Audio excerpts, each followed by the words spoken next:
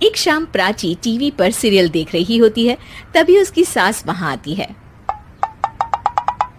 अरे सीरियल में तो ऐसे मग्न है जैसे आज रात का खाना पड़ोसी आकर बनाएंगे।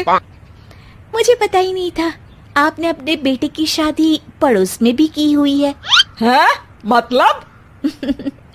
मतलब इस घर में सारा काम बहू ही करती है, आप तो सिर्फ खर्राटे मारती हैं।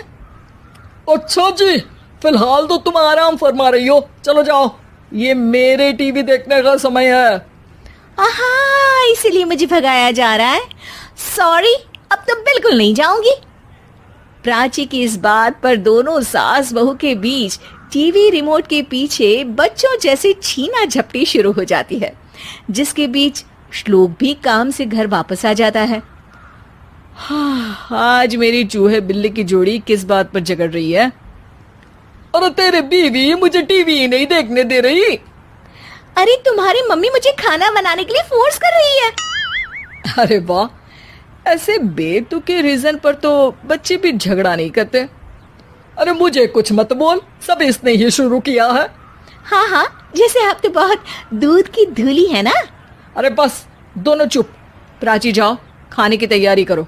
और माँ तुम छोड़ो, तुम्हें क्या बोलूं, शांति से अपना सीरियल देखो, मुझे दोबारा लड़ने की आवाज सुनाई नहीं देनी चाहिए।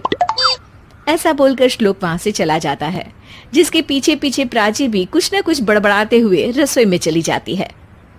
हाँ हाँ, सासू जी को तो कुछ बोलेंगे ही नहीं, बस मुझ पर ही हुक्म चलता है, खाना बनाओ, जैसे मैं इनके घर में खाना बनाने के लिए आई हूँ।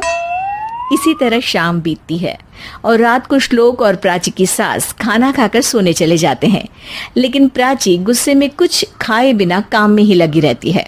इस घर में किसी को घंटा फिक्र नहीं पड़ता, मैं खाऊं या भूखी रहूं। प्राची कुछ देर के लिए रसोई से बाहर जाती है और जैसे ही वापस आती है तो वहां दूध का भरा ग्लास देखकर हैरान रह जाती है। फिक्र पूरी है, बस दिखाना नहीं है। प्राची दूध पीकर सोने चली जाती है और अगली सुबह एक बार फिर सास बहू का कार्टून नेटवर्क स्टार्ट हो जाता है। ये तुमने ही किया है। अरे अजीब जबरदस्ती है, मैं बोल रही हूँ मैंने कुछ नहीं किया। दोनों ने मिलकर पूरे घर को पागल खाना बनाया हुआ है। यहाँ कोई नॉर्मल इंसान तो रह ही नहीं सकता, इसीलिए अब पड़ोसी क्या रिश्तेदार भी घर आने से कतराते हैं।